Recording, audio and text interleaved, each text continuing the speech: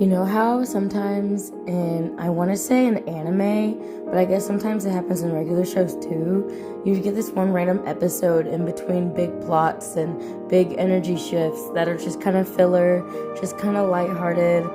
That's this vlog. I feel like this vlog is kind of a filler vlog, and I'm just talking about any little random thing, a little bit of everything, a little bit of nothing, a little bit of something. Next week's video will definitely be more my normal format, but until then, I hope you guys enjoy this little filler vlog.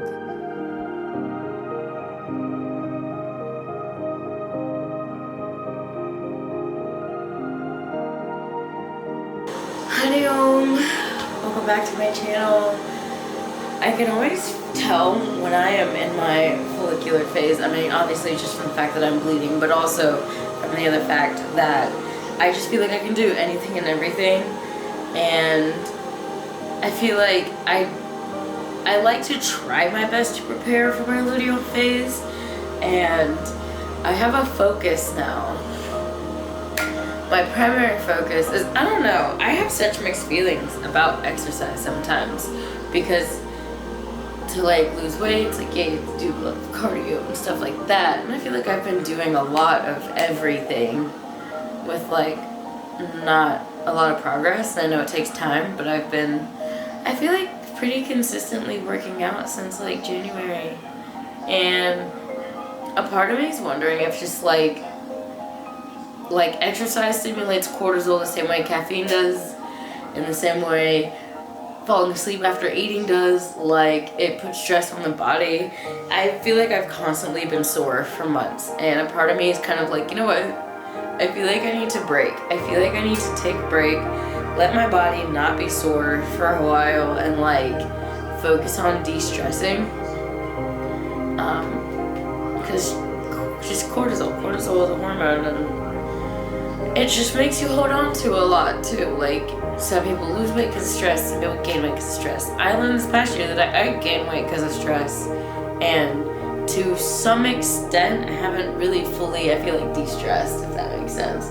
Like, it's been a long process of coming back into balance, or not even coming back into, but it's like I'm in a whole new life now, so it's like I'm having to find this balance, find a new balance in this new life. And that's kind of how it's been feeling. So I've been remembering like my favorite little rituals. I made a cute little flower altar. It's behind me. It's actually been a little bit of time now, and the daisies have closed up. The daisies in the back bloom for like a few days, and they also grow as fast, so there's new buds and stuff back there. I didn't just pick them and leave them with nothing. But I feel like flower altars are really fun, and I don't know, like they're really pretty, kind of like meditative, like making them design. I don't know, I want to get like kind of good with them, I guess, and like, you know, having a garden, you learn you have to deadhead a lot of stuff, and some things I'm like, you know, I can like pre-pick it. It's gonna probably, like, I'll let it bloom for a chunk of days, and I've learned that some blooms can go for like a week, some blooms just a couple days. Like the hibiscus bush opens up, closes, falls off really fast. So if it's blooming in like 2 days time, it'll be dead. So like, I just wanted to pick myself like a satisfying little daisy bouquet, and I had to deadhead on my geraniums, and I made a little flower altar, and it's quite cute. And so I'm gonna make a intentional cup of tea. I feel like with tea, I love pouring very intentional cups, and what I like put into consideration when I'm putting together like my personal tea blend will be like what properties I'm wanting, and then taste. And I'm sure there's an official thing for tea, making tea blends and stuff like that. I've always just kind of done it for fun, like just for my own enjoyment. And so for benefits, for focus, I am using, it's Krishna holy basil with an actual combination of ginkgo leaf and brahmi that I had left over. So this is just my brain blend. as I like to call it, because before meditation and my sadhana, it helps my brain to kind of slow. Or like what herbs do is only assist your body's natural like functions, I suppose. And so the way I assist these herbs is by like having calming habits for a period of time, and then the thing I want to actually do like is what it tends to help with, if that makes sense. Like herbs are not a cure-all. Not all of them anyways. Like, yeah, turmeric and ginger and other certain herbs like Ayurvedic herbs are pretty powerful too, but it's like you really have to assist the herbs in like the process. You can't just expect I only have one of these left.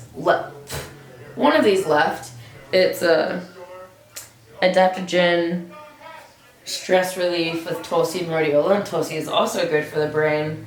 Rhodiola is good for energy, and that is what I'm trying to kind of boost right now because my body is so sore from playing kickball 2 days ago with my friends, and I haven't ran in such a sporty way in a long time that my whole body is sore, and it's just easy to fall into do nothingness because my body's aching, and I'm not like gonna push my body, but I also don't want to be a couch potato.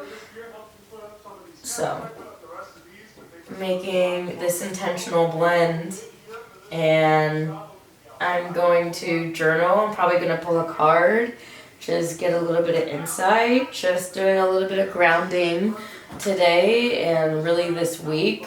I do have a few plans throughout the week, but then this weekend is really going to be a busy weekend too. So like, I'm just fitting in all the grounding moments that I can, and I'm just going to take you guys along with me.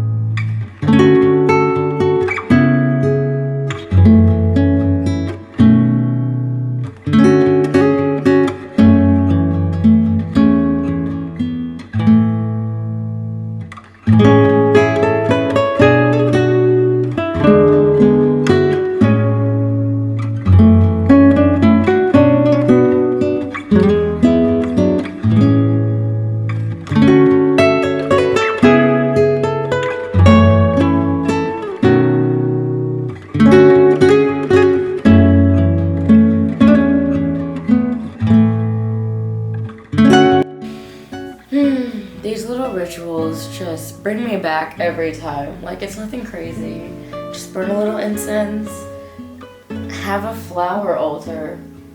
All the petals on there are like curved upwards. That's interesting. Have a little flower altar, and have some tea. I don't use this enough. It's like good travel tea, like case, and then also it just keeps the tea hot. It's pretty easy to clean as well. I really like this. I got it for Christmas. I would like all of the cool tea sets.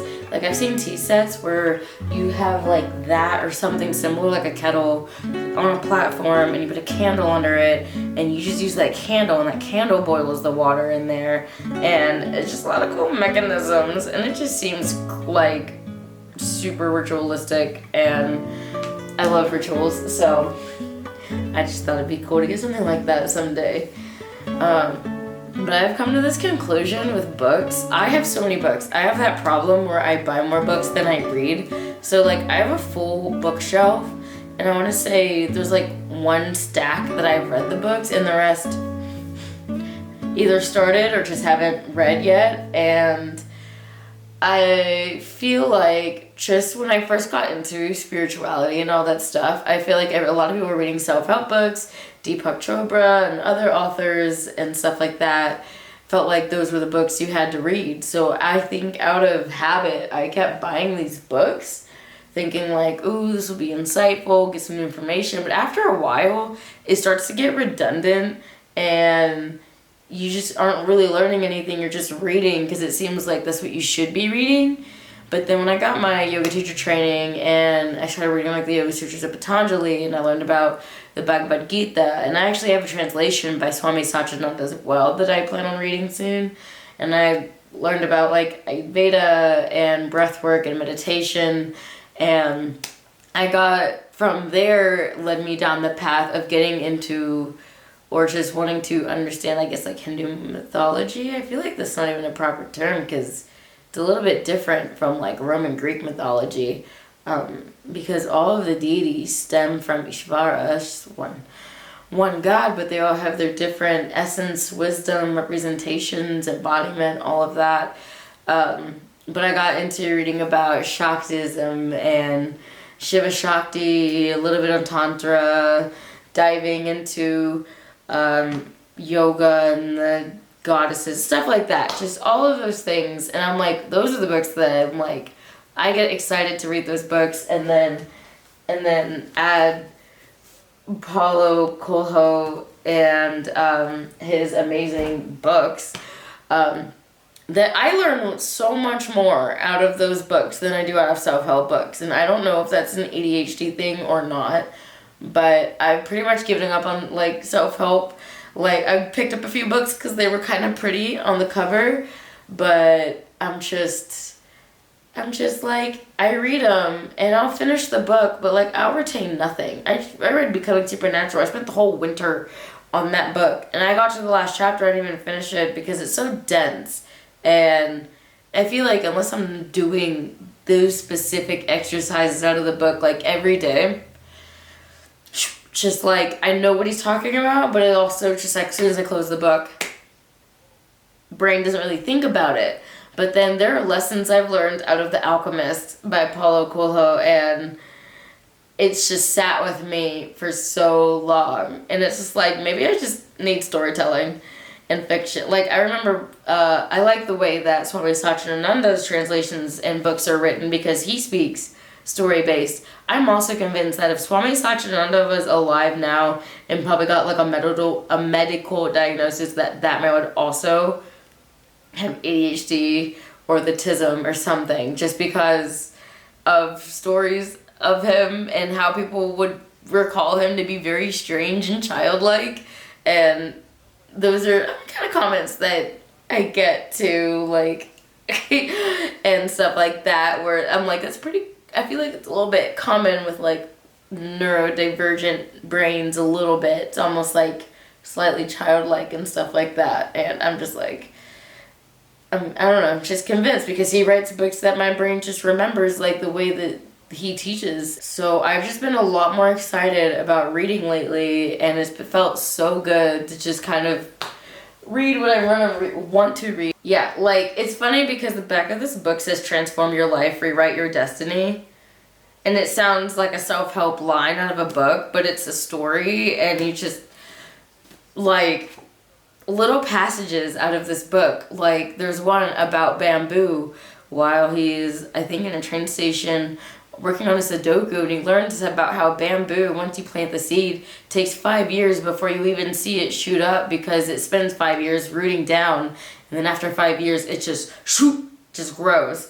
And what, like, and he uses that metaphor, like, I hope this is my year, this is my 5th year of being of the bamboo seed, like, shoot up. And I'm like, well, wow, I like that analogy. And I don't know, stuff like that sticks with me more.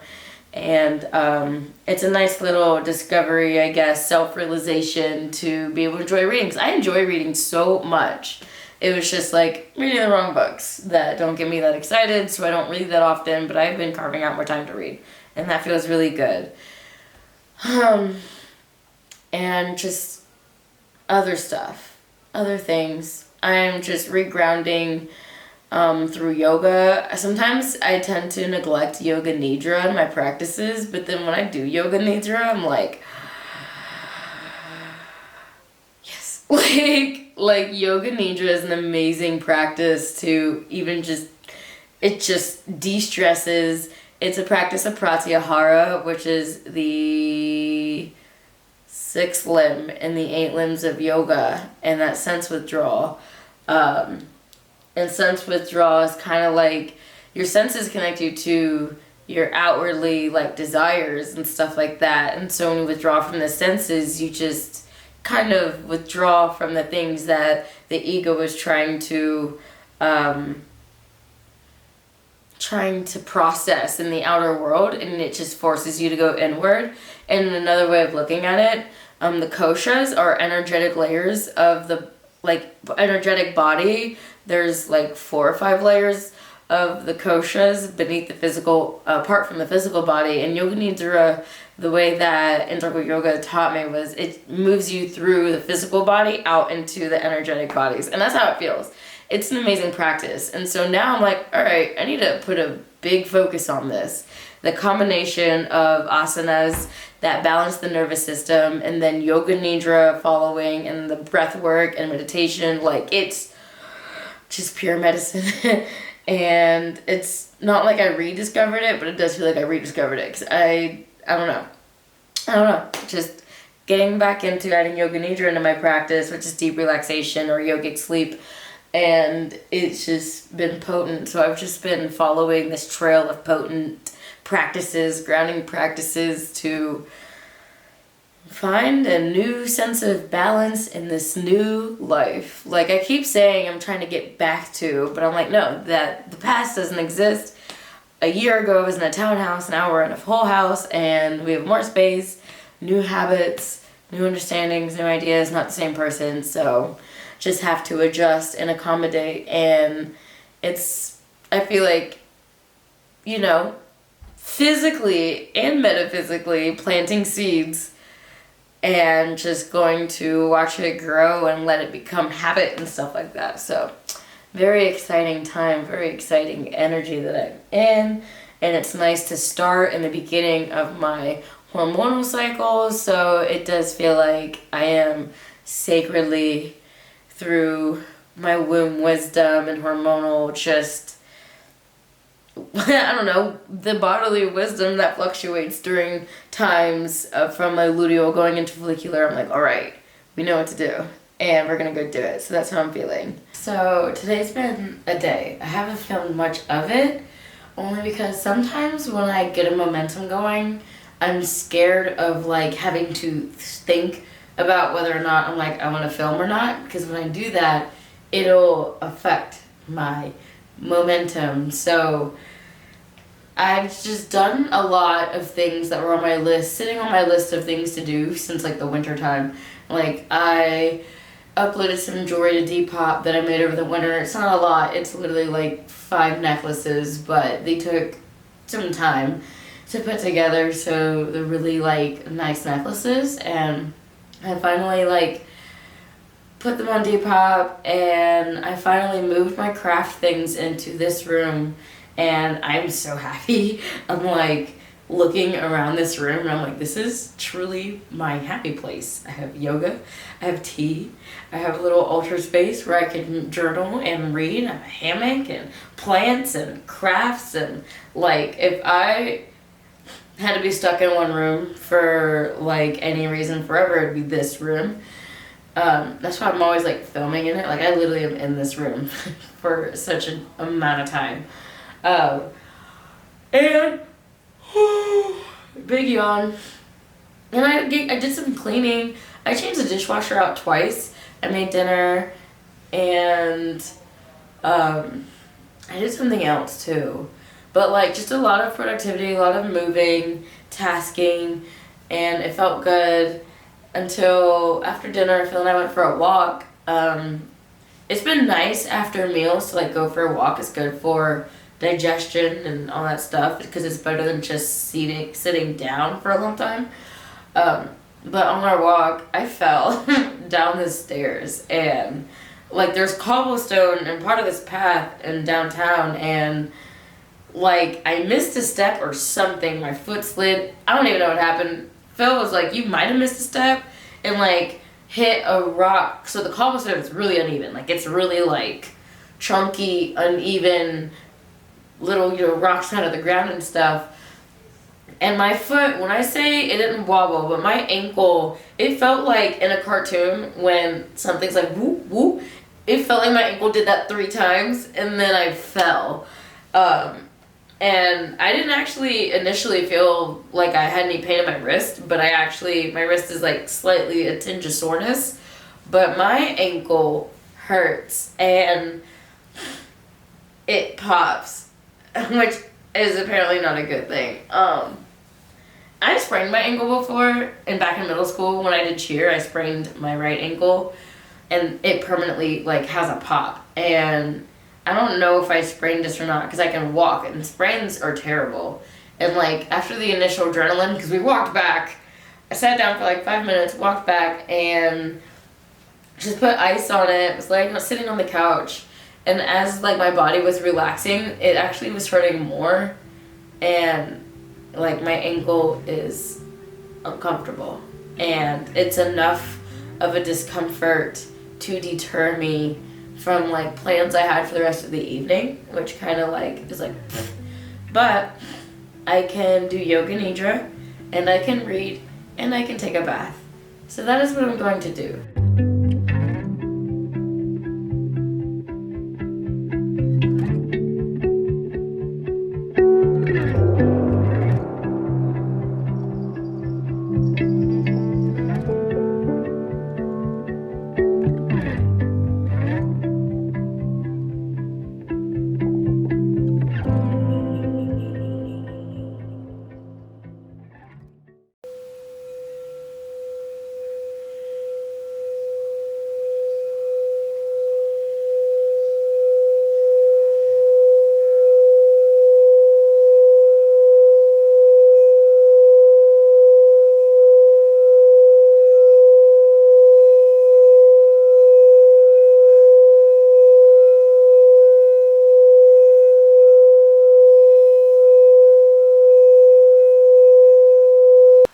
I kind of feel like, not an old person, because it just sounds bad saying that I feel like, but just my ankle is bothering me like more and more so.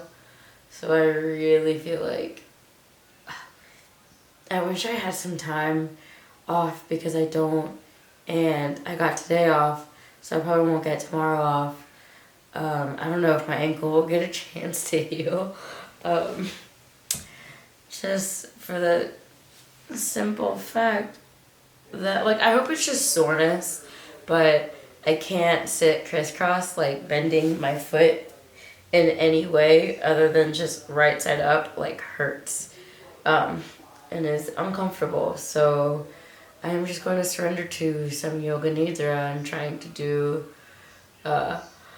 alternate nostril breathing from the ground and just yoga nidra and reconstructive rest pose. Like I'm not even gonna try to like get into seated because I was like just now I was like trying it out of habit. I was like boop, but like the moment my ankle bends, nope, it's like pain, and like it even I don't know. Yeah, just not gonna mess with it. Kind of sucks. I'm such a bad person to be injured because it's like the moment I'm restricted, I'm like I have to do everything. I don't know why that is, but I'm going to do some yoga nidra and read.